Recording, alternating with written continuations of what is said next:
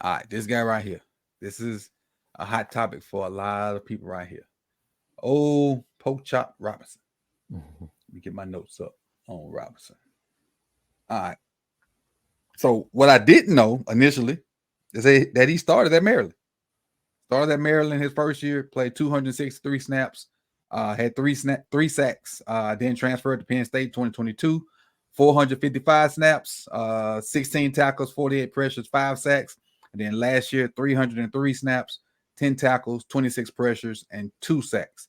As far as his RAS, 953, 40 time, 449, 20-yard split, 2.6, 10-yard split, 1.5. All are great. You see that right there. Speed, elite.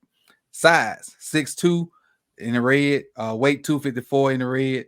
It's not good, as far as Raz says, as far as his size for a defensive end. But then his explosion grade is great too. Vert 34 and a half, and then broad jump 10 feet. A lot of mixed feelings about Chop Robinson. I think he reminds a lot of people of Owe, but he also is a fan favorite because he's from the area. Um, what does the film tell you about Chop Robinson, Chris? To me, I didn't really see the old way comps. I just think there's more flexibility with Chop. You know, Right. and I think his burst off the edge, I think is better than always was. I think just as an athlete, I think he's a better on-field athlete than Owe was. I think Mm-hmm. Owe was a little bit stiffer and he wasn't as explosive. Even though he tested like a maniac. But Chop, he has the physical traits that like we spoke about it with Austin Booker Mm-hmm. earlier, and Chop's physical ability, just the athleticism that he has, it's even more exciting than Right. Booker's.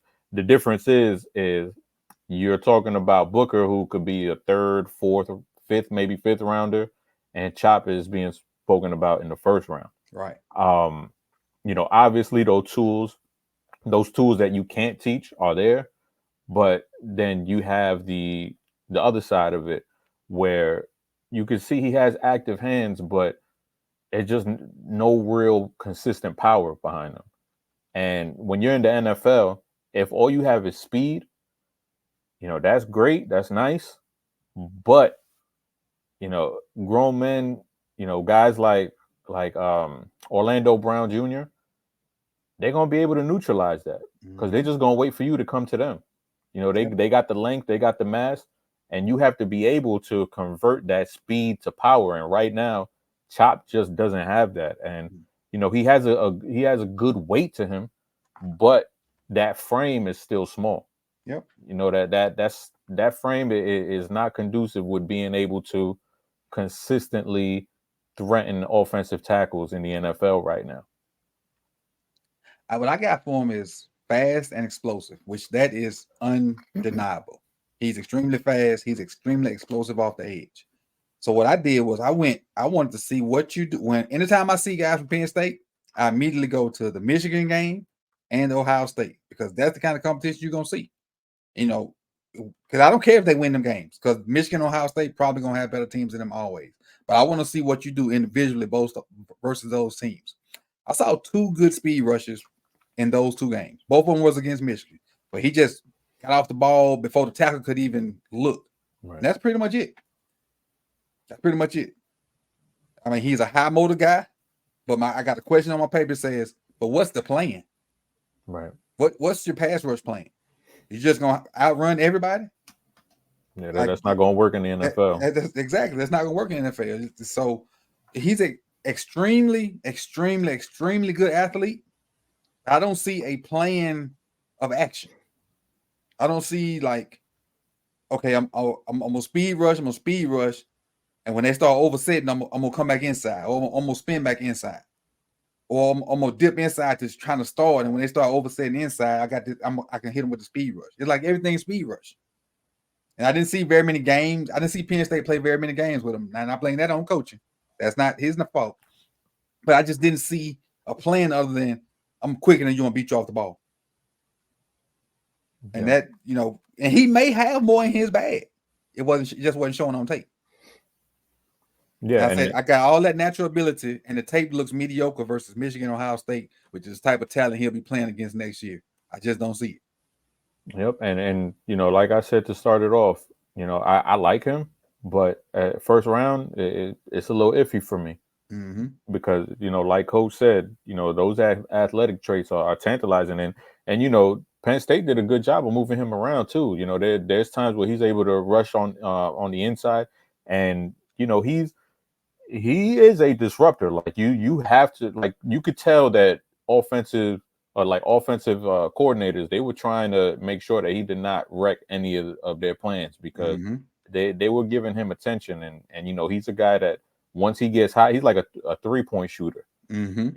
Once they see that ball go in the hoop once, that's all they need, and he's the same kind of way. Like once he gets hot, he kind of gets rolling a little bit, and it might not show up in the stat sheet, but you watch the tape, and there's a lot of disruption in there. But again, is do the Ravens want to bet on that at pick 30? I don't think so. Right. And my thing is with him, I think he's a situational pass rusher to start with, like some other guys we talked about. Like he can come in and rush the passer, but with that frame, I don't trust him versus the run yet. Not saying he won't get there. Not saying he won't get there. But I think he's a situational passer, and I don't think you pick situational pass rushers. I'm sorry, situational pass rushers in the first round, unless they like just ungodly numbers. Like they just can disrupt the game almost with every pass rush, and they got like ungodly numbers, which is some people we're gonna talk about lately like that. So, but the people we're gonna talk about later got a plan. He just I don't see the plan in him yet. Now, would I like him on the team second round? Yes, but I don't think he'll be there in the second round. Like because we pick what 62? He'll never get 62. 62. He'll never get 62 because now he's an amazing athlete. But we need somebody that's going to be impactful right now at 30. And we got 6 guys right there in that position right now. I don't think he would jump over picking him. I don't think he would jump Owe, Ojabo, Cal Van Noy. None of those guys right now. I personally don't. Do you? I would have to Maybe say, Ojabo. I said yeah, Ojabo. Maybe Ojabo. My bad. I was a slip of the tongue. Sorry. that's what I was gonna say. Ojabo, just because he hasn't been able to stay healthy, but even if he is healthy, would Chop be over him?